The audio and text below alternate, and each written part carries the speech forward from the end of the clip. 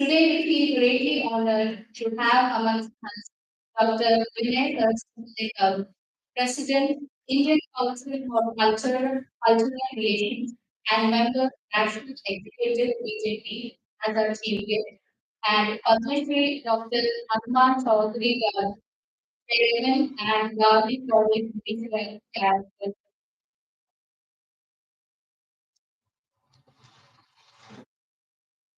I acknowledge and welcome the Badruka family, all the distinguished guests, faculty, staff, and students of SGP. As we said in our speeches, Vidya Vinaya Sanyukta, Pavitra Charitena, Kshama Sheelam Cha Saujanyam, Te Lokasya Vibhushan. Knowledge coupled with humility, purity in character, forgiveness, and a calm disposition. These are all qualities of a great person in society. Today, we have gathered here with profound gratitude to honor the memory of such great person, Shri Hariprasad Badruka, who was Secretary of the esteemed institution, State Gatika Gopi Kishan Badruka Educational Society.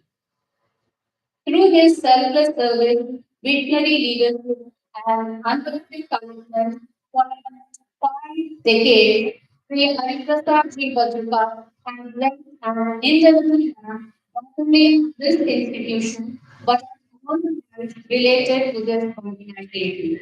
Sri Hariprasad Sri Badruka was a true pillar of our institution, a person who dedicated himself wholeheartedly to the growth and nurturing of countless young minds. His dedication to the cause of education was not just a profession, it was a passion. Today, let's remember Sri Hariprasad Badruka. Let us reflect on the values he stood for and the legacy left behind. His work has paved way for the bright future of this institution, and it is now our responsibility to carry forward his vision with same dedication and spirit. Paying a tribute to Sri Hariprasad Badruka, we have a classical presentation by the students of BCCA.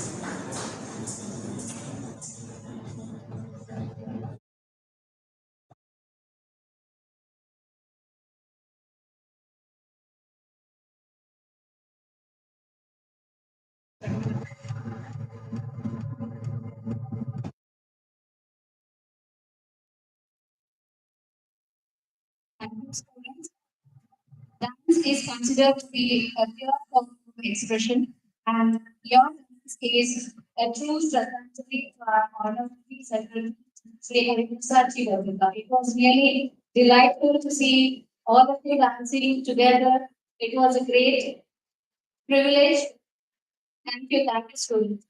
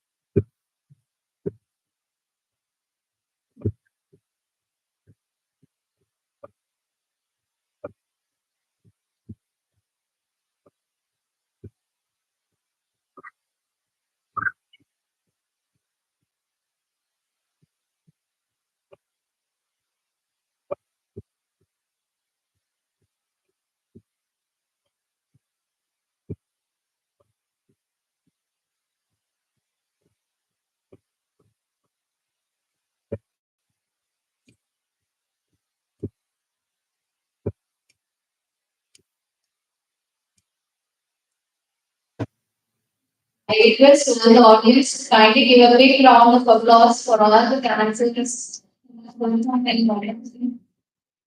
Thank you. Proceeding further, I would like to request Director General LGTDL, Professor L. Abramakrishna sir, to kindly come out of the dialogue and identify the same.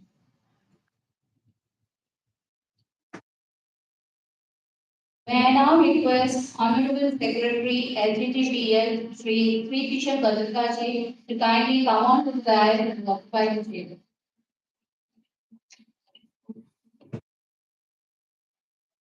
Chairman LGTBL CA Shri Lakshmi Nivas Sharma ji to kindly come out to the dialogue and occupy the table.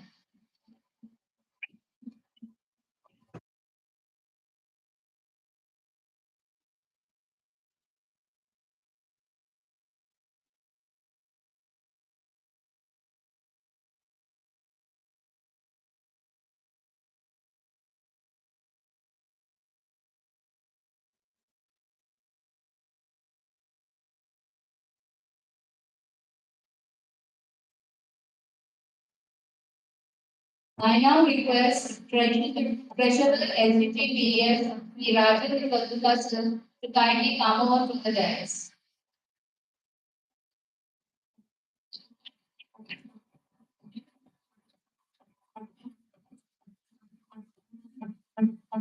I now request Shri Balakishan Badruka ji, body member SGS, to kindly come out to the dais.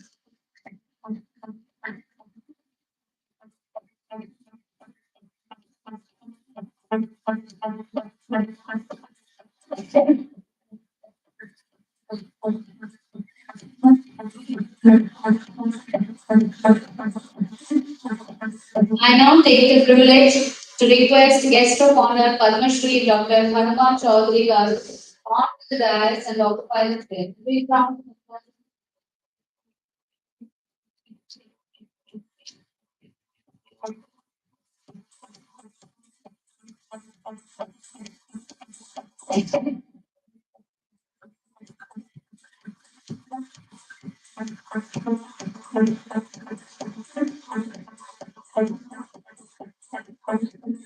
I request Dr. Vijaya as a Vice Principal BCCA to welcome our guest of honor with the ceremony.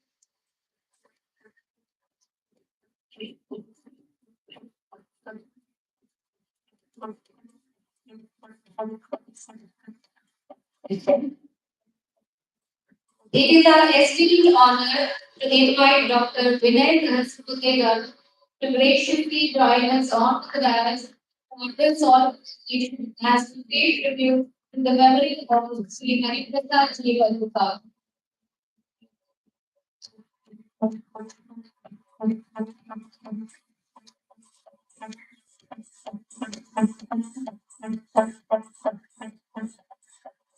I request Dr. M. Janakiram Sir, Vice Principal KCCA, to welcome our guest with the ceremony.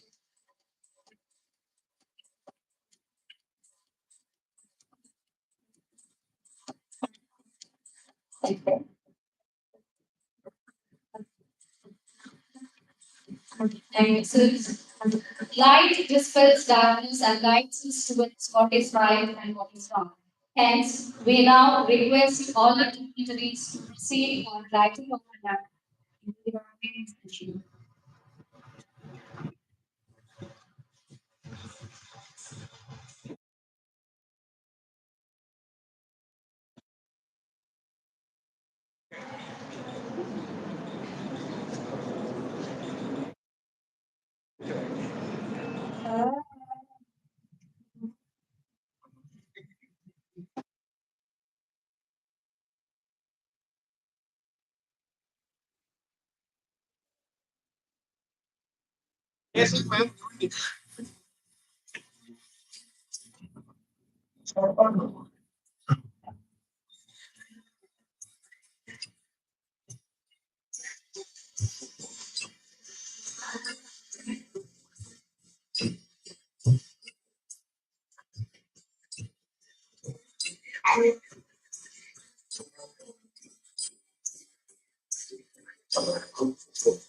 I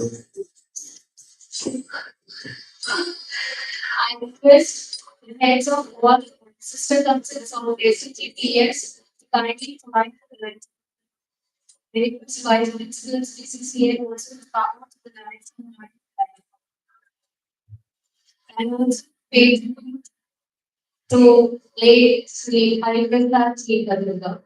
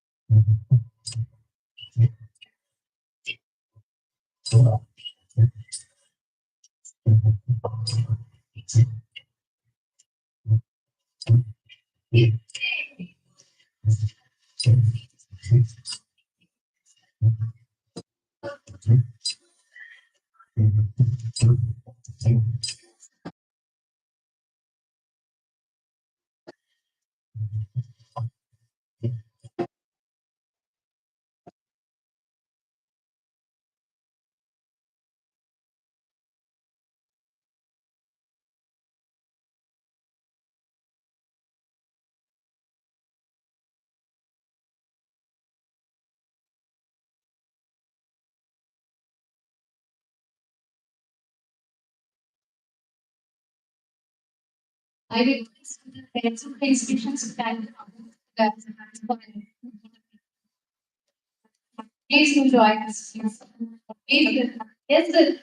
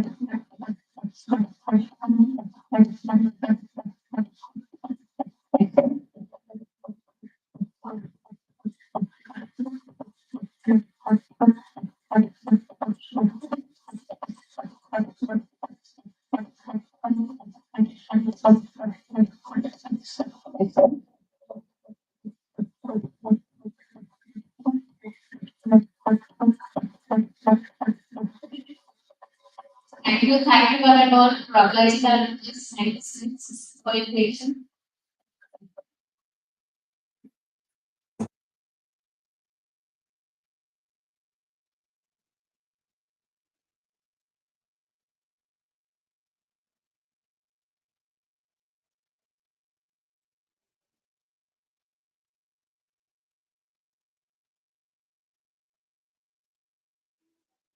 Almighty.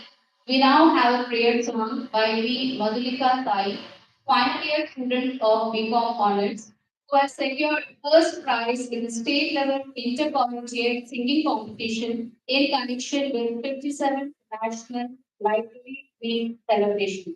We will big round of applause to that.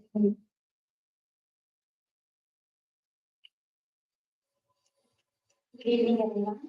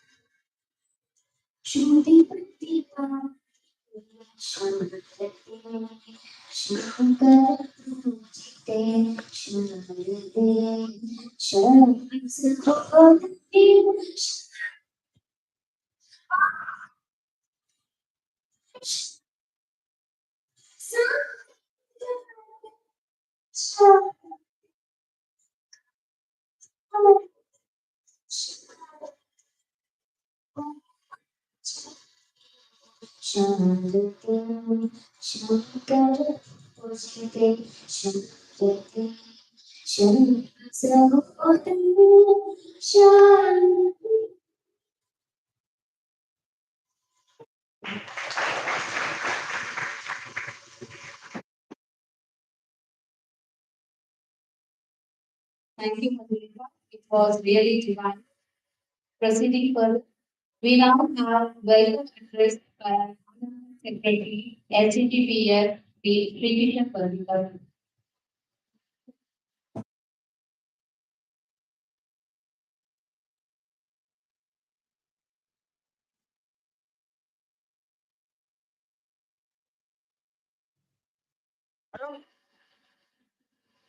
Dr. Shri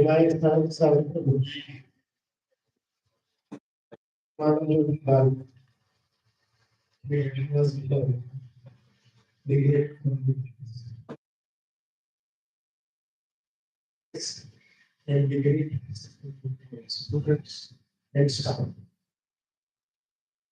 Good evening, ladies and gentlemen. It is with immense pride and heartfelt gratitude that I welcome you all to the second Shri Hariprasad. Said Asiram Badruka Education Society stands tall today as a beacon of excellence in education, a legacy that began 75 years ago. Inspired by the visionary dream of Shri Raja Venkatral Badruka, our founder sought to create an institution that not only imparted knowledge but also upheld the timeless values of integrity, ethics,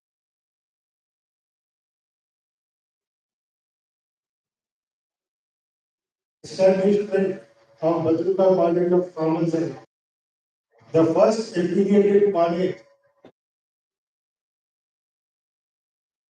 Milestone marked the beginning of a journey that has since transformed the life of about over 100 students, nurturing them into professionals and citizens filled with wisdom, character, and a spirit of all round excellence.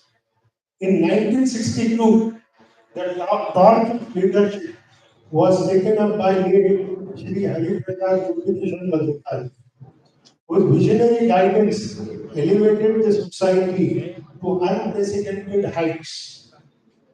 His leadership in last 54, he was there for 54 years managing the society, and his leadership laid the foundation for several institutions that have become pillars of our educational ecosystem.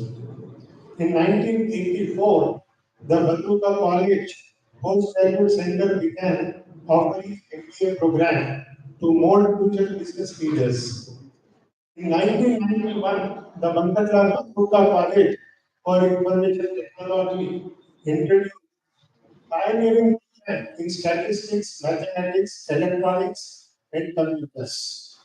The Badruka Junior College for Girls was established in 1994, championed the cause of women's education. The Bansilal Badruka School of Music and Dance, founded in the year 2001, became a sanctuary for Indian classical arts. A crowning achievement of the Hariprasad legacy is the establishment of Badruka School of Management, a fully residential CDM program launched this year at Hariprasad in a 14-acre campus. His tireless dedication and visionary leadership have ensured that the society not only grew but thrived, becoming a symbol of academic distinction. Today, as we honor his extraordinary legacy, we also celebrate a remarkable tradition of excellence. Our students have consistently set benchmarks, achieving university ranks year after year, making us proud. This evening's lecture is a tribute to Hariprasad Badruka, the medical legacy. We are deeply privileged to have with us an incredible guide and an important leader, Dr. Vijay Sahasrabuddhe, as our esteemed speaker. Dr. Sahasrabuddhe is a leader, policy maker, and a visionary architect. With his remarkable ability and perspective, with visionary insight, he has left an indelible mark in every home he has placed. His contribution as a leader, his policy educator, resonate deeply with the values we cherish as a society. Ladies and gentlemen, it is an honor to become the eminent personality of society. Let us greet Dr. Vinay with a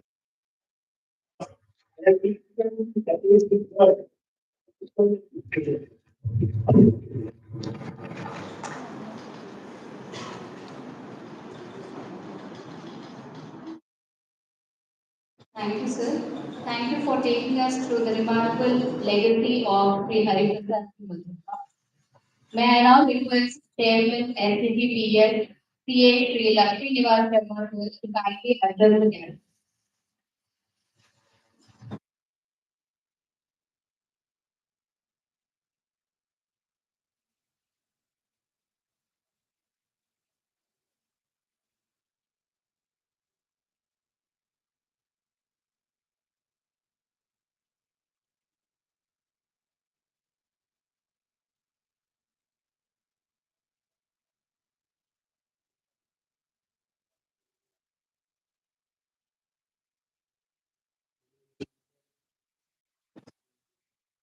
Dr. Vinay Sahasrabuddhe,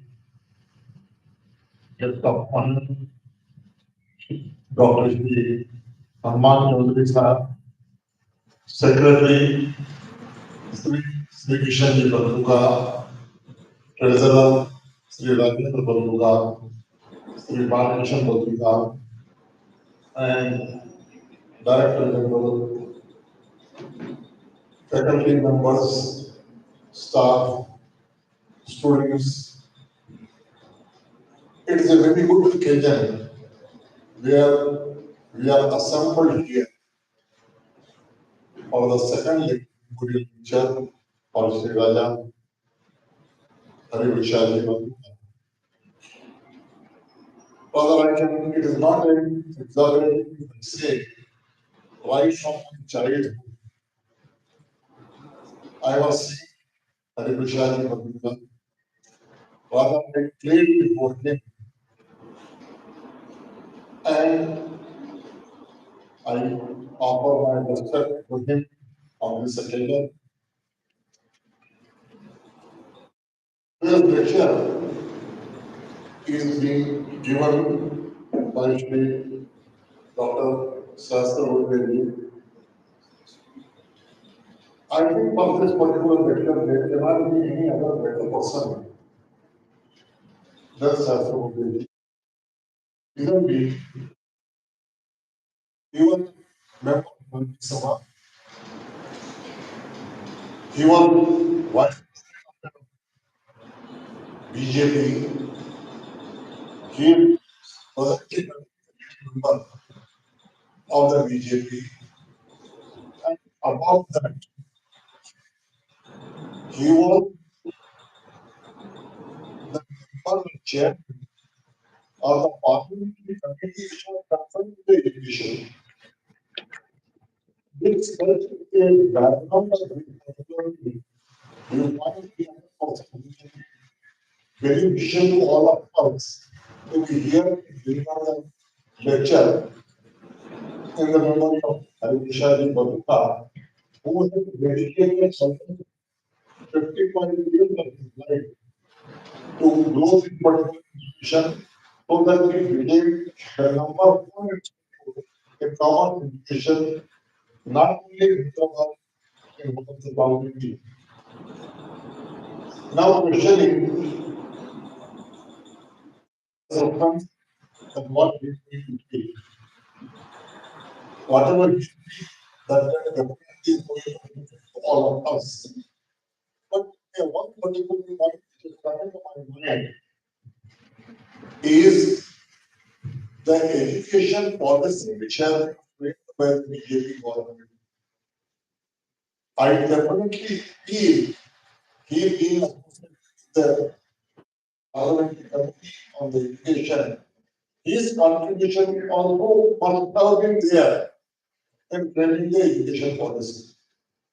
Policy has come, it has been appreciated everywhere, and I understand that all the states where the BJP, they are implementing the policy. Wherever the BJP is the other opposition in those all states, the policy has kept. We are speaking about one nation, one election, one nation, the integrated most of the things together. How a education policy can be different for some of the states, some of the things. Today in Telangana, the things are not implemented. Similarly, the other states also they are not being implemented. I think even through the light, though the central government has created the policy, how it will be a uniform policy for all.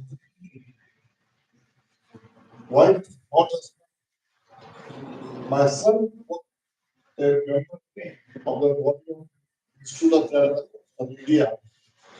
About last year, he was chairman of the board of trustees. He invited almost 250 vice chancellors and dignitaries from the whole country, and they wanted to give a particular syllabus of education, which should be involved for the country. Like that, if the things are taken together, education is the first for every citizen. So there cannot be in one state to another state.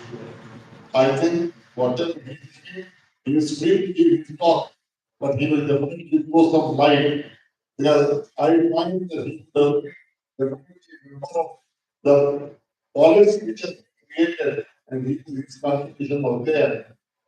So I eagerly look for that. I didn't want to take much more time of because we want to listen to the chief guests. So with this, I can go by small welcome. I'll join again. Welcome you all. Thank you very much.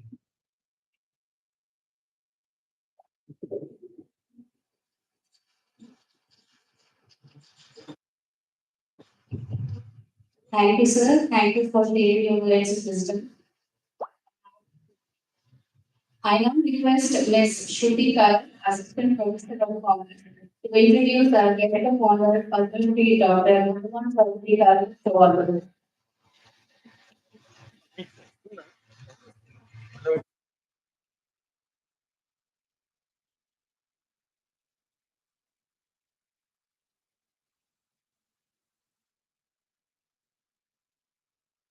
Everyone, it is my honor and privilege to introduce today's guest of honor, Padma Shri Dr. T. Hanuman Chaudhary Garu. Dr. T. Hanuman Chaudhary Garu is a renowned telecommunications expert and policy pioneer. Sir is a graduate in telecommunications from the College of Engineering, Guinea.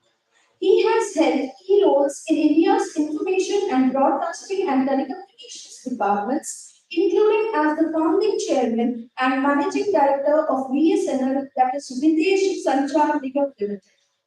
Sir has served as Governor of INDSAT, Washington, and Executive Director of Inmarsat, London, contributing to telecom policies in Guyana, Yemen, South Africa, and Nepal. He was a member of the Prime Minister's National Task Force on IT and Software, driving e-governance initiatives such as internet kiosks and broadband connectivity in schools. As the founding director of the Center for Telecom Management and Studies, Dr. Chaudhary has championed telecom liberalization in India. He also chairs Pragya Bharati, a think tank focused on socio-economic and educational issues. As a prolific author, Sir has written extensively on telecommunications, technology, and Indian socio-political issues and edits national and international journals. His academic contributions include visiting faculty positions in India, the USA, Denmark, and China. He frequently speaks on media platforms and at engineering and management institutions. Coming to Sir's awards and honors, Sir has received Padma Shri for Distinguished Service, Lifetime Achievement Award from HYSEA, Distinguished Fellow from IETE, LP Ramaiah Award, and other social and spiritual honors. Dr. Chaudhary's visionary leadership and contributions have significantly impacted India's telecom and IT sectors, earning him national and global recognition. Thank you.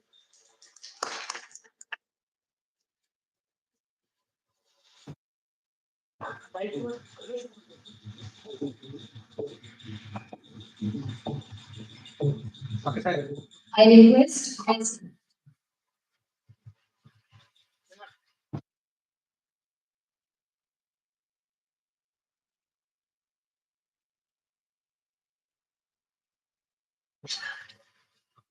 I request Ms. Rashmi Dolokar to kindly introduce our guest of chief guest for today.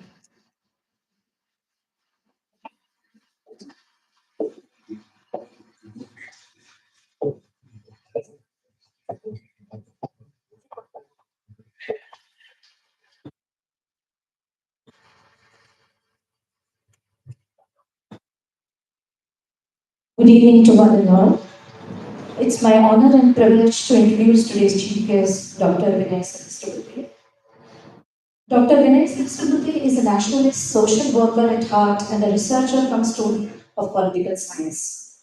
Sir has been Member of Parliament in the Council of State Rajya Sabha between 2016 to 2022. From 2018 until 2024, Sir headed the Indian Council for Cultural Relations as a president. From 2022 till 2020 to 2022, Sir was also the chairman of the Parliamentary Standing Committee on Education, Women, Children, Youth and Sports. Currently, Sir is appointed as the chairman of the State Cultural Policy Implementation Committee and also presently serves as the chairman of the Finance Committee of Prime Minister's Museum and Library, New Delhi. Born in Nashik, Maharashtra, in middle class family, Sir got selected for admission to the government public school, Shasaki Vidyaniketan, at the age of 10. These schools were specially designed for grooming talent from rural areas. Later, Sir studied at the Garwai and SP College in Pune. In 1974, Almost immediately after joining the degree college, Sir became a member of the Akhil Bharatiya Vidyarthi Parishad. While in ABVP, Sir joined Satyagraha or movement against the Deccan rule of emergency, for which Sir was imprisoned for almost 2 months in 1975. A postgraduate in English literature, Dr. Sahasrabudhe later earned his PhD also from University of Mumbai. After shouldering national responsibilities, Sir had brief stints in journalism and corporate communications. A founding director in 1988, he joined Ram Gandhi Prabodhini, a unique academy established to build the capacities of elected representatives and politicians in Mumbai. Since 2016, Sir is the vice chairman of Prabodhini. In 2014, Sir became the national vice president of the ruling Bharatiya Janata Party and continued to shoulder the responsibility for 2 consecutive terms until 2020. Currently a member of National Executive of the BJP, Sir also holds charge of the Thane Lok Sabha constituency. In the past, Dr. Sahasrabudhe has worked on the Management Council of the University of Mumbai.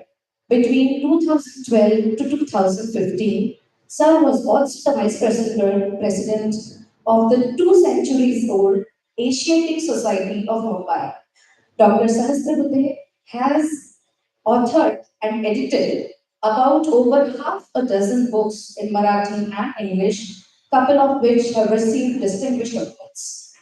The recent one includes The Art of Implementation, edited by Dr. Saraswati, has a bunch of chapters contributed by stalwarts like Srimati Nirmala Sitaraman, Sanjeev Sanyal, and others. Sir, your presence on this occasion is a testament to the lasting impact of Shri Hariprasad Badrukaji's remarkable life and achievement. Your own illustrious career, commitment to excellence, make you an exemplary role model, and we are deeply grateful for your presence on this occasion. I humbly request you to please kindly address the venue. Thank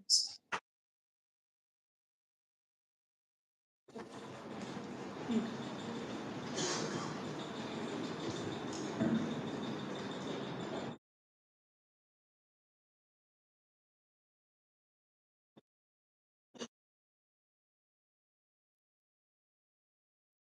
Dignitaries on the dais, the chairman of the SDGBES, Shri Lakshminarayan Sharma ji, the most honorable, somebody who has inspired me like me, a true workaholic, Dr. Hanuman Chaudhary ji, who is also a Padma Shri awardee and chairman of the governing body of BBCIT. Besides Shri Krishna Badruka ji, Professor Abhinav Krishnaji, all other dignitaries gracing the dais, many academicians, members of the teaching staff of this 75-year-old institution, which is celebrating its Amrita Mahotsav this year, and student ladies and gentlemen.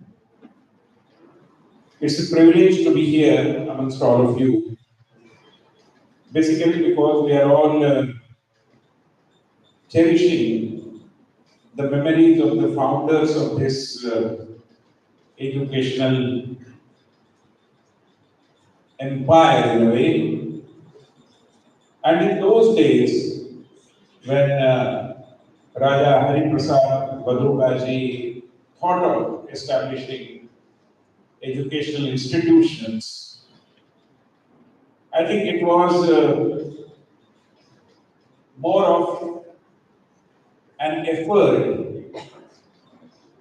to ensure that students in this particular region of our country are told about the national spirit, the nationalistic thought, and also made aware about our duties towards our nation. And therefore, I've been introduced to Hariprasad and I consider that it's a great honor to be speaking at this memorial lecture, which is instituted in his memory. And I offer my humble tributes to late Hariprasad Badruka. At the outset, let me also thank all the dignitaries who invited me over here and gave me an opportunity to have this dialogue with you. And as is the spirit of what they call as liberal education, the organizers were liberal enough to allow me to choose the subject for my address. And as has been indicated by Lakshmi Nivasji, I have decided to speak about the nationalistic spirit in our education. This is also because the new national education policy is markedly different from the policy so far. I'm also aware that any talk about policies, generally speaking, tends to become a little boring and for the listeners at times it becomes a punishment as well. I'm conscious of the fact. And I'm also conscious of the fact that delivering the speech is easy. Listening to the same is pretty difficult.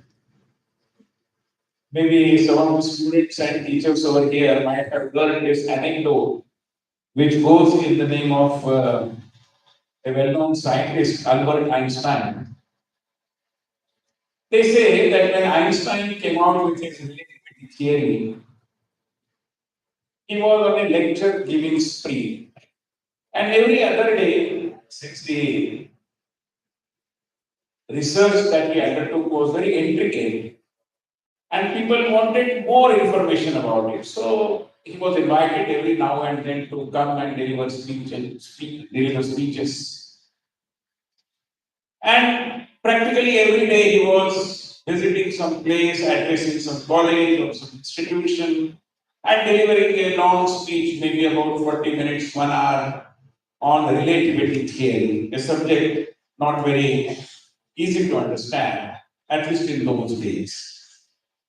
So when he set out to deliver his 126th lecture, he just said it to his driver who was fetching him to the venue that I'm pretty bored in this business of lecturing. Every time I go, I deliver a lecture, people understand precious little, their faces continue to be blank, but I have to play the long play record for 40 minutes. I cannot really my nerves and really fed up giving lectures. The driver, although humble, but boldly said that, sir, but you must also consider my predicament. Because I have to listen to your to every speech of yours. And let me tell you that by this time, Bernard, this is almost line by line. And if you decide that instead of you, and those were not the days of social media and Facebook and everything, so you know how this looks like. And then if I present myself at Albert Einstein, still totally suspecting, I have delivered a inventive speech, almost as what you say, or what you deliver. You can test my ability. So Einstein said, let's see. The boy appears to be a little overconfident, but he said, let me take a try. And therefore, the entered into an understanding kind of. Einstein took to the steering wheel. The driver came to the rear side. And when they reached at the very end, the driver Albert Einstein and was taken to the max by iron over here. Again, he was there. Podium. Einstein was sitting in the audience and he was curious to know as to how this boy performs. But much to the surprise of Einstein, he performed it without a single mistake. Line by line, whatever he had done, he delivered. After the end of the speech, there was a lot of applause. And his seat, the audience was very elated. They said, "What a wonderful speech." Now it is the time for questions and answers.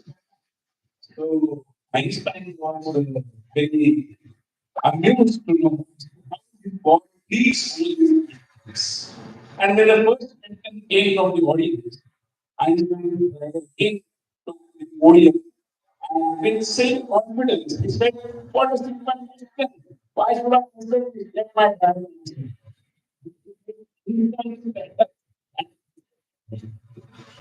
So the moral of the story is that delivery is easy, listening is difficult. I'm happy or absolutely that one of this back. I'm not be making a lengthy presentation. But of course, we are here, we are used to the great educationists like Hariprasad ji, and all sincerity and come on. We should try and understand what exactly is this idea of national education. That the term national education is not new.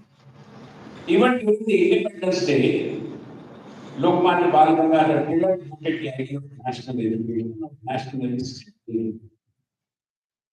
And not only Lokmanya Tilak, but stalwarts like Lala Rajpatra, Mahatma Gandhi, and Dr. Babasaheb Ambedkar also, alongside their efforts to attain independence, worked in the field of education, and they also believe that national content in our. Now, when I say today, for example, what is the idea of national education? If I may borrow from Abraham Lincoln's definition of democracy, like what he said, that democracy is for the people, by the people, of the people. I believe national education is for the nation, by the nation, and of the nation. And therefore, the spirit of nationalism, the nationalistic element in our education, the content and content of education, more than the content of education, I believe, becomes extremely critical when we have almost 75 years, not only of our independence, but also of our adoption of the Constitution. Very recently, on 26th of November, we celebrated the Amrita Mahotsav of Indian Constitution. And therefore, in tune with the spirit of Constitution, the values cherished in our Constitution. If we look at the education and the national spirit, which will flow through the education, the content of education, I believe that would be certainly a way of paying tribute not only to all freedom fighters, but also to those who made our constitution. Firstly, when we say that national education is about our nation, let us understand that India as a nation is an organic entity. It is not unlike America, for example, that several states came together and they decided to have a nation, which is why it is the United States. This is not United States of India. India is first, United States are later. Although they are related organic. And imagine India without our state, and we cannot think about our state without the idea of freedom. And therefore, lies beneath is the element of our organic unity, our integrity. One of our teachers, I was in school, he used to teach us about national integration. And he said, it is through experience that you can feel about the unity and integrity of this great Bharat. And he used to tell us a story that a traveler decided to travel across the length and breadth of our country, and he set out from Kanyakumari. And in Kerala, he came across one Ramachandran. In Tamil Nadu, it was Ramalinga. In Andhra, it was Ramaya. In Karnataka, it was Ramappa. So on and so forth. In Maharashtra, of course, it was Ram Bhavu, and in Karnataka, it was Ram in Gujarat. So Ram was everywhere. Likewise, the element that brings us together, not brings us together, but also keeps us together, is right there in our country. Let us not be unmindful of in our country there are more than 100 languages. Even the constitutionally recognized languages go to more than 30. In all these languages, there are several proverbs and sayings which connote similar kind of meaning. For example, in Hindi, there is a saying, Naach aaye aangan tera. Those who know Hindi must have come across this.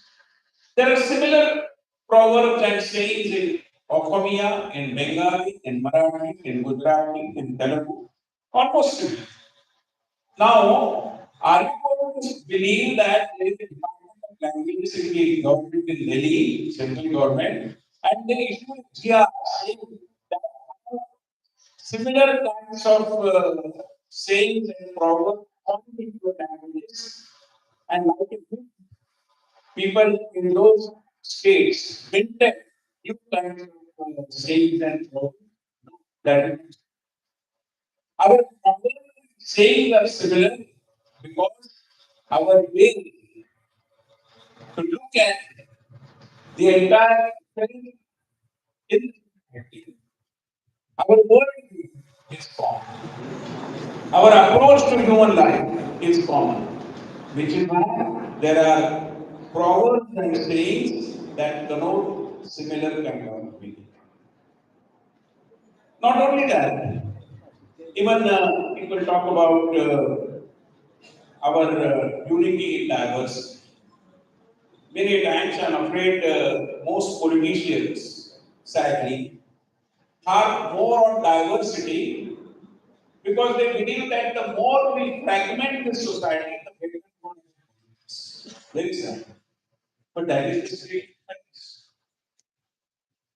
But they forget that when we say unity in diversity, it is in fact the diverse manifestation of we are united first, but this element of unity is manifested in diverse ways, which is why we are in that. And therefore, this also requires to be borne in our mind that this diversity is not fragmentation. Beneath the diversity, underlying the diversity, there is an element of unity. There is Baisakhi in Punjab, almost in the same time zone. There is Bihu celebrated in Assam. There is Ugadi in Tamil Nadu, and there is Odisha in Maharashtra. Why? Because the cycle of festivals is associated with the agriculture.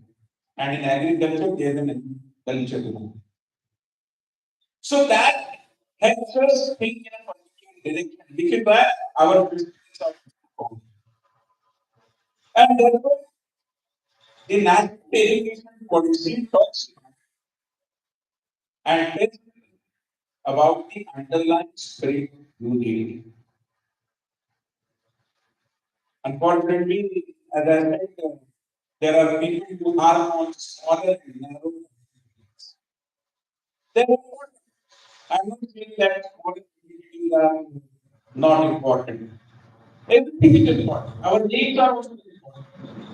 It was okay for William Shakespeare to say what is his name.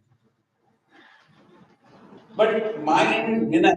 Somebody, if spells it wrongly, and says that instead of N, he uses the alphabet J, I will Vijay. What is your name? But there is everything in name. If my name is misspelled, I will not get my Aadhaar card. That is the fact of it. And therefore, your name, your family, your society, your locality, your region, your language, all these small things, they are important. But we cannot be unmindful of the fact that they are a part of the larger identity, which is our national identity, which is our culture. And that binds us together. And that is what the national education policy tells us to emphasize. Prime Minister Modi came up with a beautifully designed project called Ek Bharat. And the meaning is very powerful because the Ekata or the unity of India hinges upon the greatness of India and vice versa. India is great, which is why it's there in the industry. And when we all share the unity, we become united. But only because we are united, India can continue to be great. Just imagine if there are forces that want to fragment India, succeed for a while, what would be the future of our and therefore, Ek Bharat, Shresth Bharat. The Shrestha, the greatness of India, hinges upon the united, integrated India. Unfortunately, post independence, what was required that the rulers at that point in time should have rekindled this nationalistic spirit about which likes of Lokmanya Tilak, Gandhi, Baba Sahib Ambedkar, so on and so forth. Many and elaborately and eloquently spoken, but unfortunately rulers at that point forgot this. And we continue with what Macaulay has dreamt about and planned for Indian education. It was a clear that we take up the mission of decolonization of education. Unfortunately, that didn't happen during immediately after the independence. And sadly, though, the national education policy and the environment Narendra Modi talks about and takes us to the path of decolonization. One is remember grandparents can use it between 1947 and 57, just within about 10 years span, people started saying that Angrez has left this country. Angrez, people of that generation used to tell us that although white skinned English rulers have gone, black skinned English rulers, since speaking with that said, they continue. And therefore, the impact of colonial thinking was so sharp and so all-pervasive in our country, also education was an important part of it, that it took us several years to do away with the colonial thinking. Many examples could be given. For example, many of you might be aware that till 1999, the presentation of budget in the Parliament of India used to have in the Why? Because in India, we used to have our evening times. In UK, the Bora side used to come to the office because it was like 11:30 in their house.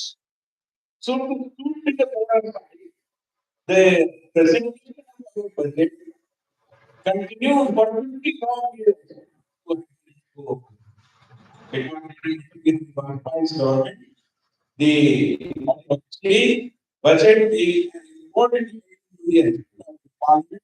It was given a place of prominence and the planning was state. And now it is at 11 o'clock in the morning. Small thing. And several other features of the community also continue. For many universities today have adopted Indian attire and their contribution. But this can happen only with in the course of law, we continue to have colonial hangover. And in so far as the content of education is concerned, it is very sadly everywhere. And the process of decolonizing the content of Indian education had started just 70 years before. The friend of mine, who is in Hariprasad from Karnataka, he told me that he was visiting the rural area of Karnataka. It was the month of August. In hot sun, delegate of BJP, along with the member of parliament, decided to visit the home of farmer and to have some water. So when they enter into the house of that farmer, the 75-year-old father at that time was in heated exchange with his grandchild. When these people met, they of course kept quiet and happily welcomed their delegation. They were offered tea, water, everything. Curious as to what happened, one of the persons asked the grandfather, "Why are you talking with this smart boy just returning from school? What is the issue?" The grandfather said, "What should I do? You know, we are in the month of August. There is not a single drop of rain that we have witnessed so far.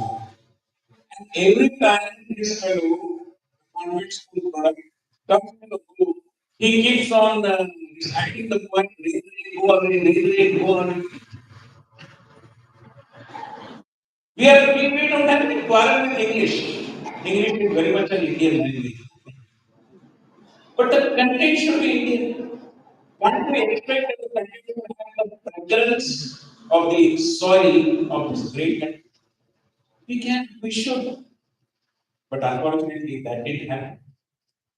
The restoration of national spirit, which was supposed to have happened immediately after independence, very sadly, it happened for several years.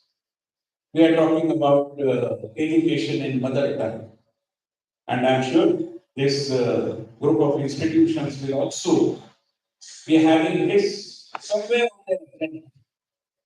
I mean, I wonder if students pursuing engineering or medicine in France can take their medicinal or technological education in French or in German or in Hausa, Indonesia, or in Japanese in Japan, what prevents us from taking education in Telugu, in Marathi, in Gujarati? Unless and until we pay attention to the growth of our languages and languages of the knowledge culture, they will continue to remain just languages of colloquial conversations. That will be sheer injustice to our linguistic traditions. We have to do that. Let me give you an example. For the work of the Indian Council for Cultural Relations, I had the occasion of visiting Moscow. And in Moscow, not only in Moscow University, but in several universities in Russia, there are very rich departments of Hindi language.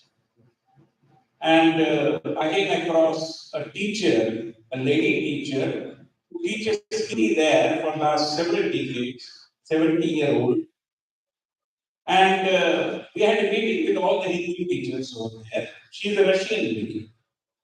And he told me that, Mr. President ICCR, when you go back, please tell your Prime Minister for two specific reasons.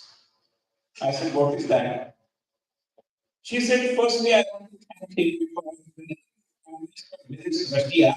Unlike his predecessors, he speaks in Hindi. And that has benefited us because earlier, when your prime minister used to visit, and they used to speak in English, so there was no scope for people like us who are there to translate from Hindi to Russian. But we were sidelined. But now, since he speaks in Hindi, we are given some opportunity to be with him and to translate whatever he speaks in Hindi into Russian. This is the important. Few years back, we celebrated the 100th death anniversary of Lokman Tilak. And Tilak is known for his cinema on guitar, known by guitar. And guitar was written in Myanmar. So during that period, when one of our diplomats had an interaction with Aung San Suu Kyi of Myanmar, she told him that I'm interested in reading Gita Rahasya, provided you make it available to me in Burmese language. This is the importance people attach to their mother tongue. And here, what happens? We forget our mother tongues. We are not able to converse in our mother tongues. English has been given undue importance. Very sad. English is an important language. But our mother tongues perhaps, like our motherland, they are more respectable for all. And therefore we have to continue this culture instructions in our mother. In fact, the comedian even today in the intelligentsia, it's so much at the ICCR, Hanumanji, we took a delegation of Indian musicians and went and met with the then Civil Aviation Minister, Jyotiraditya Scindia, to request him to issue an advisory to the Indian airlines, I mean airlines in India, to play Indian music in the cockpits, in the cabins, not in the cabin, in the aircraft cabin, Indian music should be played. He was very happy to receive the delegation and he issued an actually news. But the move of ICCR was editorially criticized by Indian press language newspaper saying, what's so great about Indian music? And why do you want Indian music? We are global. I have to expect that Indian music is played in aircraft in Brazil. It will have to play over here. But unfortunately, that is the perverted approach that many in the intelligentsia continue to have today. It's very sad. And therefore, that's the importance of not only mother tongue, but music of our country, dances of our country, and in all culture of our country, about which, first of all, we should be understanding deeply, we should be articulating about various nuances of it, we should be separating the greatness of it, because the rich texts have come to us of several centuries, and we should be thankful to our own ourselves and hand it over to the Gen Next. That is the importance, national spirit in our age. Friends, let me tell you, when I was heading the Parliamentary Standing Committee on Education, we undertook a kind of hearing on textbook reports. how do they reform our textbooks? Again, in their content and in their presentation. Much to our surprise, a seventh standard boy from school in Gurukul approached us and requested that he be allowed to make a presentation, a deposition before the committee. We were amazed by the request and we allowed it. And perhaps the annals of the history of Parliament of India, he might be the youngest ever to come and depose before the Parliament. And what was his plea? He came out with a book which was an official history textbook of the NCERT. Some of whose it has been changed. But that NCERT, and he said, in the textbook for seventh standard, I am compelled to read about 10 paragraphs on J, about 5 paragraphs on Tipu Sultan, but only 2 paragraphs on certificate. Maharana Pratap just in 4 days, and Maharana Pratap have been mentioned just in 2 sentences. Why this? And we not only gave a patient gave the ball, but also incorporated what he wanted to suggest in our. So, unfortunately, this colonial hangover is not confined only to the British rule. The rule before that also was kind of the impact of it was equally similar as the impact of British rulers. Friends, there are many things that we have invented, we have discovered. For example, the fingerprint technique. Fingerprints were in practice. Even in the 17th century, when Chhatrapati Shivaji Maharaj started ruling over a part of Maharashtra in Pune and surrounding areas. And whatever evidence he had, Armi Shahi and Nizam Shahi and several Shahis were registered under the fingerprints. But unfortunately, if you go through the textbooks of modern science, if you do some Google over it, if you find what kind of references are there in Wikipedia, you will not find mention of the Indian practice in 17th century of using fingerprints. And therefore, what is important is that, as what Pandit Upadhyay once eloquently said, that the journey of the civilization of society like India is from the past to the present to the future. And this interconnectedness is something which we should be never forget. And in that sense, I am not suggesting that everything in the past is worth glorification. Not necessary. But whatever is something that inspires us, that motivates us, requires to be kept in mind and requires to be celebrated. Friends,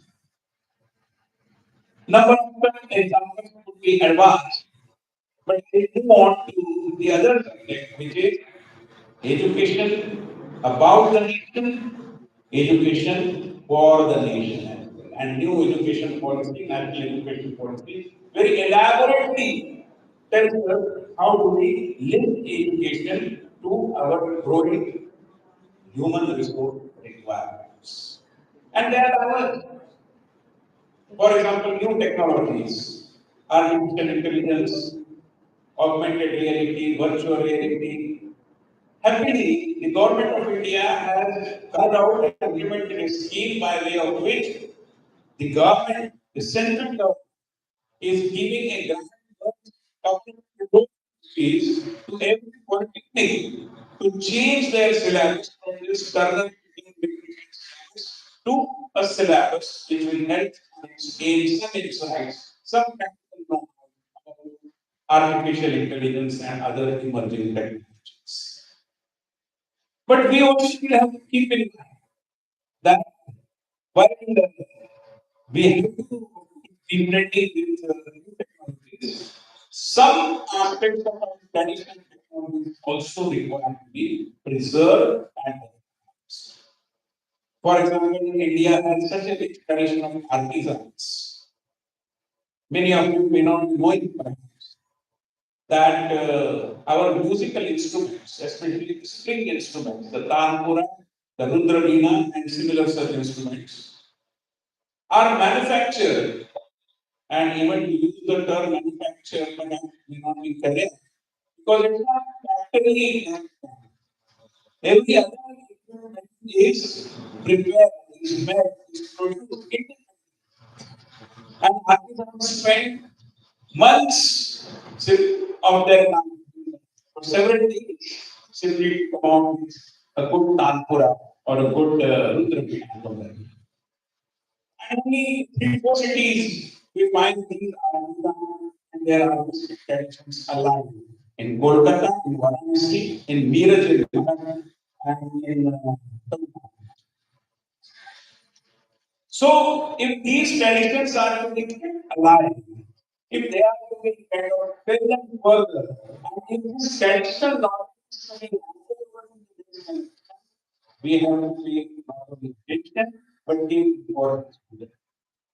Again, it will be a music to your ears to know that if it near, for example, since it is in Maharashtra, and you can personally interacting with the Tanpura leaders over there, if they are manufacturing 100 Tanpuras in a year, 60 of them, remember, are exported. And the export happens mainly in New York University area in America and in areas surrounding London. So there is a great demand. Let's talk about yoga, such a rich tradition that we have preserved for generations today. And thanks to the institution of India, in every movement, yogic science is contingent. But then, again, very sad, because inertia about intellectual property rights, patents, and similar such things, most of the certification authorities are now based in US and not in India. And they recognize diverse varieties of yoga, including what they call as real yoga and hot yoga. I mean, what kind of perversity it is? But let me tell you that tomorrow, if Bharatanatyam, Kathakali, Odissi, and similar such dance traditions of India are not deep in the field of yoga, we have to be watchful. We have to be aware that we have to take proper mind of all these dance traditions, which are Indic dance traditions, which are indigenous dance traditions. I'm saying this because physical exercise. We have just now we want to do dance program.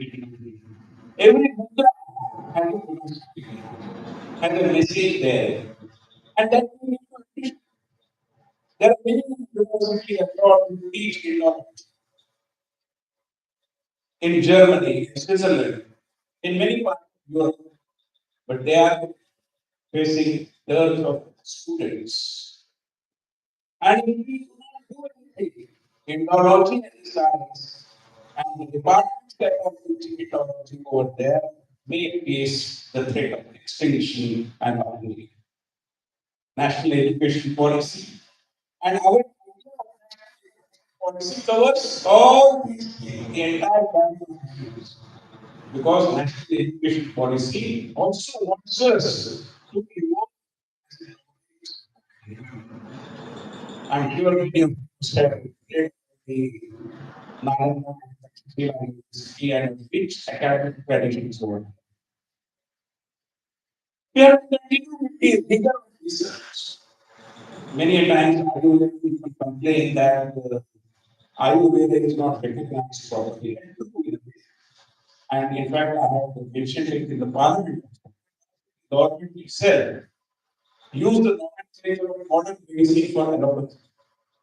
Because when you call allopathy as modern medicine, when you qualify it as modern medicine, our Ayurveda is not Ayurveda is also equally not modern.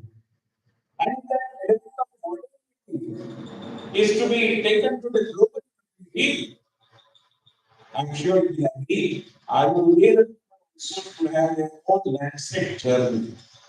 Why should we depend upon Lancet brought from some place in Europe or in the And therefore, for all these things, we require to understand the nationalistic spirit and regain our confidence about Indian knowledge traditions, which is what our national education policy in a way envisages. We also require exposure-based education about national education to bridge the gap between our graduates coming out of institutions and universities and several positions in the job market continue to be not filled because job market requires a particular skill and the skill set with which we are producing our graduates unfortunately do not match. And this dichotomy that with hand education policy of 2020 underscores this. In fact, in Maharashtra, 5, 6 years before, the government put up a artifacts university. Because the artifacts really into pottery, into several things as well. There are iron smiths, there are people who are working into ornaments, silver ornaments, or golden ornaments. These are very delicate things. And these things, the skills that are required for these artistic and artisan traditions are acquired by the younger generation within the four walls of their homes and through the forefathers, through senior members of the family. But that is not country has a mechanism where we recognize those domestically acquired skills. Even milking a cow is not very easy. It requires a huge amount of skills, practice, and therefore all these things that we require to bring under the gamut of national education so that the youth unemployed people in our youngsters, the youth, their skills are not just recognized, but they are put to a meaningful use where they can also start early, which is the requirement of the day. Friends, let me also touch upon some key aspects of the national education policy, which are about the way we conduct ourselves as an individual society. There are many women over here, and let me share an experience with you. See, women these days are becoming more and more conservative because they are getting education. They are playing a key role not only in their family but in the society. We have a very strong self-help group movement. I had the chance of visiting a organization named as Mata Vikas Company. It was in some remote village in Solapur district, very close to Hyderabad. So when I interacted with the self-help group women volunteers, just as a part of the conversation, I said the name of the organization is Mata Vikas Company. But in a family, there is also a Vikas. So don't you require that Vikas should Vikas, the development of Vikas is very as a part of the responsibility. After making the responses, a young servant lady, just in the 30s, she wrote on the street and told me, Sir, you are talking about Pita. But let me tell you, ये पिता पिते पिते कहाँ जाना पता नहीं That is the sad. And therefore, women rights, gender, and gender is also something which is very required policy today emphasizes on that as well. See, unlike several other countries, in India, we have a very big and strong family tradition. But our families today are also vulnerable. And majorly, I'm afraid, because of the irresponsible behavior of the male members of the family. And unless the male members of the family liberate themselves from the traditionally male chauvinistic views, it will be very hard to sustain the families. And therefore, capital issue also requires people incorporated in the idea of national unity. Parenting, many a times, within the institutions, kindergarten schools also under the domain. But there are many institutions who provide education from KG to PG and what they describe. And I'm afraid many a times parents believe that once they secure admission for their kid at the KG level in a different institution, they need not worry about the admission again and again, which is very understandable. But there is also a sense of outsourcing of parenting, which just is not acceptable. Parents cannot water their hands simply by putting their kids in school. Parents have an important role, and parents have to play that role. Unless they do that, schools alone perhaps cannot take care of the glorious future of the kids from these schools. And therefore, when I talk about education for the nation, it is also for the society, it is also for the family system, it is also for the underprivileged sections of the society. We are talking about inequality in society, and I'm aware that it's a new challenge. But ultimately, the conflict in our society between the have and what the communists used to say in olden days, or between don't work, fortunately don't work is it's something which we can overcome only if we try to become sensitive to the underprivileged, the deprived. Our Purana, there are many educative stories. And I came across a story of a bird called Bharuda. It's a hypothetical bird. It's a Kavi Kalpana, not in reality. And this Bharuda as a bird has two heads and one body. And after two heads, one head is considered as fortunate, the lucky one. And the other is considered as not so fortunate, unlucky one. Bird is one. But when this bird begins to go from one tree to the other, one branch tree to the other, the lucky one used to come and sound very sweet and adequately ripened fruits, which nobody can prevent the temptation of eating, consuming those fruits. And the unfortunate one used to get all rotten and smelly fruits which were not worthy of eating. But they were together and the body was the same.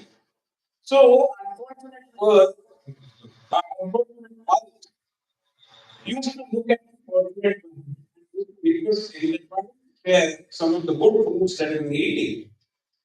And the fortunate then, being very egoistic, used to say, look, brother, we have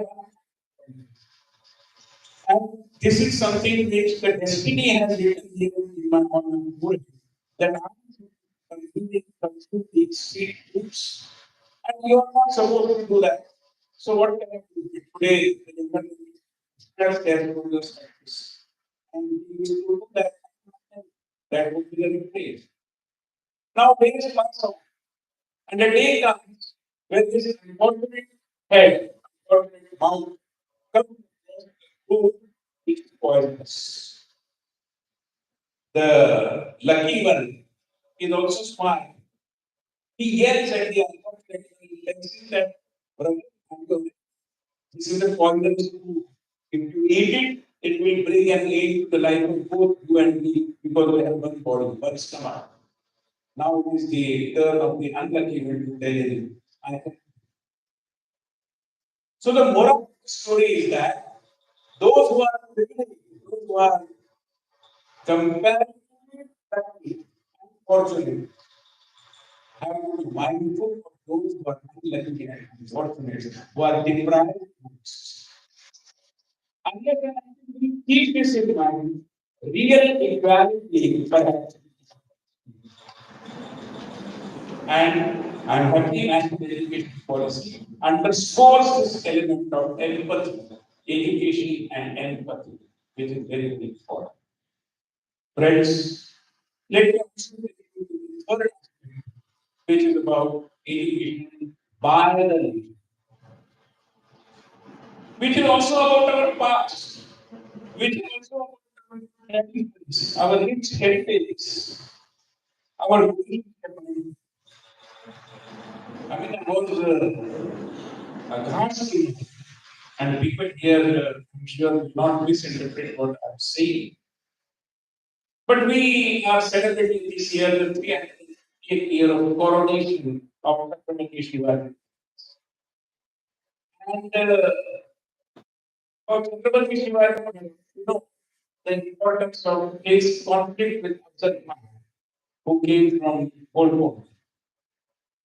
And Chhatrapati Shivaji Maharaj brilliantly dealt with the situation. Afzal Khan, when he settled from Pol Pot, he had a premonition that perhaps he is not coming back alive. And therefore he killed his 62 wives. And there is a Samadhi dedicated to the memory of 62 wives. And it was when the national monument in the independence, but unfortunately, the wife of Sambhaji, she doesn't have that recognition in the annals of history. Again, colonial hangover. And some kind of irresponsible approach towards the very sad. Unfortunately, history tells us that whatever stand for the rest of the so-called modern world, westernized world, immediately. And today, many of our artistic traditions are being recognized globally. There is a dance tradition called, it's a folk dance called as Kaveri dance. And people in Pakistan, especially women in tribal areas, they play this dance beautifully. There is one Gulabo who was given Padma Shri last couple of years before. And during the COVID, she was not able to perform. She was not able to conduct her classes physically. So she conducted virtually. And you will be surprised to know that 300 students she registered from Europe, being France. And she earned handsomely out of competition, which was conducted. This is the relative that Indian traditions are getting globally, although they are not being recognized here in our own country. Very sad. In Assam, there is a tradition of street dances. These are temple dances, like what we have in the south as well. And people across the world come to study those dance traditions there in Guwahati, Dibrugad, and but many in India are unmindful. Why do it used to? Thanks to the content of education, which was, as I said, wrongly designed and presented to all of us. we continue with all these things which actually are being corrected. Let me also reflect upon the knowledge creation culture. Because in our country there was a socialistic hangover and those who are the best creators, Badrukas and Shri, were never recognized by the government of Delhi. They were considered as capitalists, money makers. Today, of course, things have changed. Those who are into wealth creation are recognized. Similarly, we also have to become knowledge creators. Even running an institution, we are creating some kind of a knowledge, new knowledge, practices that we employ, traditions that we evolve, precedents that we do are some kind of knowledge creation in the art of institution building. It is not very easy to run several institutions under one roof, and therefore all these things also require regulation. And I think the National Education Policy of 2020 recognizes this and promotes the idea of knowledge creation. Before I conclude, let me tell you that the centerpiece of Indian thought of education is a huge teacher contributions. And I am happy that this particular group of institutions that is given high importance. There is a story and experience shared by a friend of mine who earlier used to be a teacher over here. Later on, he migrated to the United States of America and then he started teaching. And once when I came across, when we met, I asked him what is the difference between education in India and education in America. He said there are a number of good things over here, also, but our teacher taught me it's something which we should be celebrating. And he shared an experience with him. He said, I teach a class of 12th standard, all 15-year-old teenager students, all very talented, young. But one time I came across a student who was otherwise very sincere, very talented, very intelligent, sitting in just the fourth row in the class. And at 11 o'clock in the morning, he started dozing off. He was sleeping. So I ignored it. But it continued for 2, 3 days.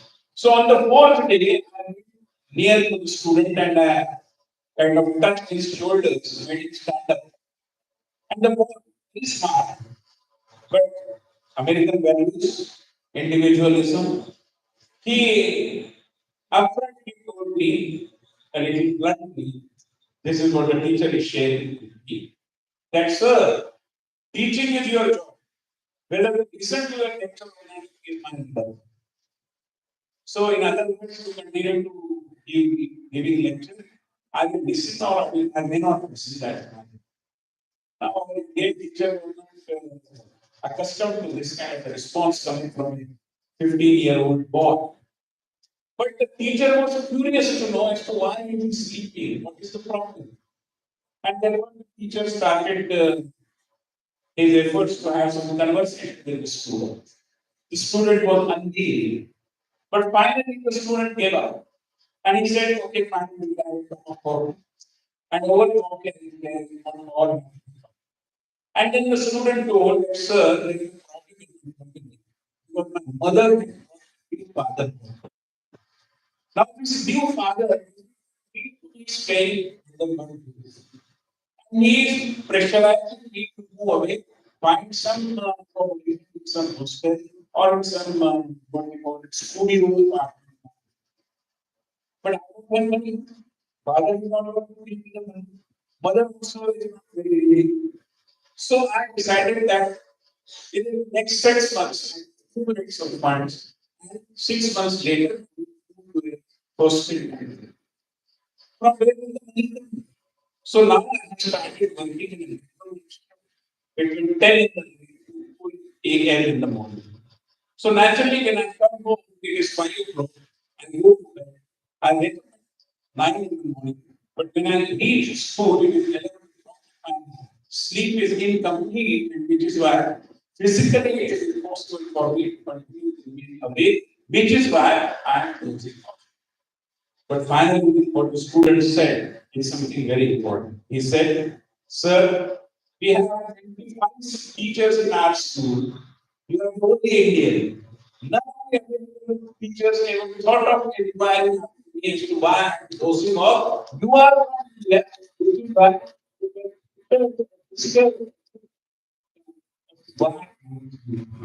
This is the concern. This is the relationship. This is the sense of belonging. This is the sense of responsibility that we all, when we talk about Indian education. Lastly, let me quote what I'm sure many of you must have read about a brilliantly written book by Mark Tully, who was a celebrated journalist of the BBC in India for several years. And it's a wonderful book. Those of you who read it, do go to the library. The name of the book is No Full Stops in It. And I quote, he says, and I quote, the characteristic genius of the Indian mind is not to shape the beliefs of the common man, but to lead them by stages to the understanding of the deeper philosophical meaning behind their beliefs. But the Western world and the Indian elite who emulate it ignore the genius of the Indian mind. They want to full stop in a land where there are no full stops. I believe you will appreciate that the content filled with the national spirit, the nationalistic spirit, the spirit of our beloved Bharat Mata is certainly the way to go. Thank you very much.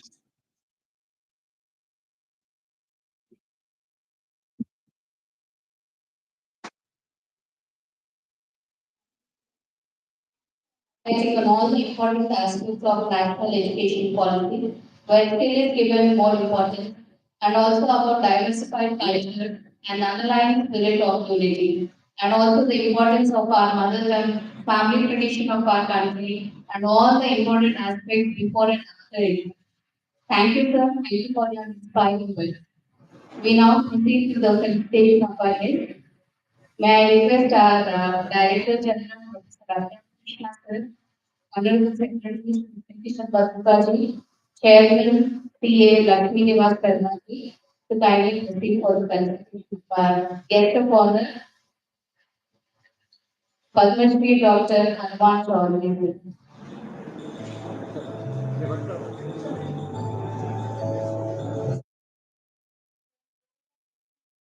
Blessing for us today. We wish we had an opportunity to hear from you, sir. Nevertheless, we will fortunately listen to your guest lecture on Indian knowledge systems today, Raghu. We will be looking forward to hear from you in the near future, sir.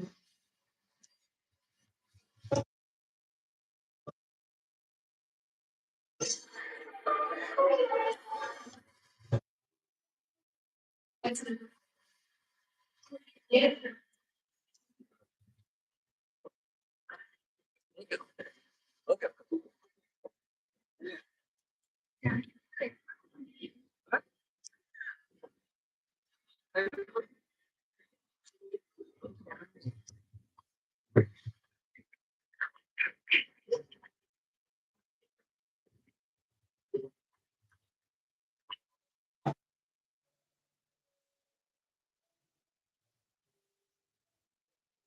I know it was one of the dignitaries highly state scientists for today, Dr. Vinay Dharat.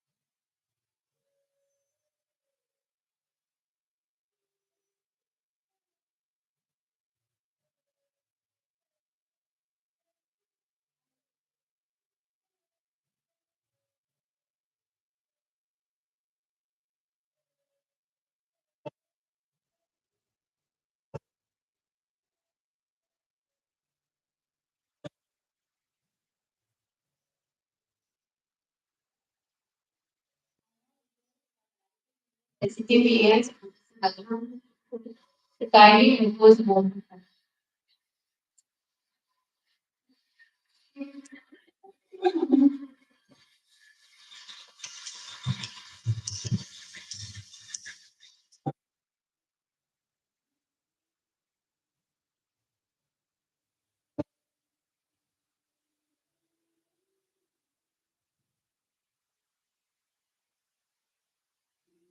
Yes. It is my blessed duty and privilege to propose this vote of thanks at the second Shri Hariprasad Badruka Memorial Lecture. At the outset, I would like to extend my deepest gratitude to our distinguished guest, Shri Vinay Sahasra Budeji, for gracing this occasion and delivering an insightful and thought-provoking lecture. Despite his demanding schedule and the pressing responsibilities of the government formation in Maharashtra, he chose to come and be amongst us. So please give it some round of applause. Sir, you have rightly emphasized the need for bringing this nationalistic spirit in our education. We hope that the NEP would certainly help us to achieve these objectives. Um, I am also profoundly grateful to Dr. Hanuman Chaudhary Garu, whose efforts were instrumental in bringing Shri Saraswati to the Badruka campus. My heartfelt thanks goes to Shri Lakshminivas Sharma ji, Chairman of SAGBS, for his unwavering leadership. Sri Krishna Badruka ji, Honorable Secretary, for his dedicated vision and support. The Badruka family members, esteemed governing council, governing body members for their continued guidance, and our esteemed faculty colleagues, staff, and vibrant students who form the heart of our institutions. A special mention to our students, Miss Ansini and her team, for the enchanting invocation dance, and Miss Madhurika for rendering a beautiful prayer song that set the stone for this memorable evening. To all those working tirelessly behind the scenes, our staff of Badruka College of Commerce and Arts, our unit heads, and the entire Badruka family, including our supportive alumni, I offer my sincere and heartfelt thanks. It is your teamwork and dedication, both on stage and backstage, that made this event very remarkable. I also extend my gratitude to the NCC cadets, special invitees, past directors, well-wishers, partners, the press and the media representatives whose presence added to the prestige of this occasion. Finally, on behalf of the Badruka society and myself, I reaffirm our commitment of carrying forward the rich legacy of late Shri Hariprasad we stand resolute in upholding the values of integrity, ethics, and service, nurturing students to become global citizens, imbued with character, excellence, and the spirit of Indian spirit of education. Thank you all once again for making this evening memorable. Let us continue to honor our vision and work towards the greater Jai Hind.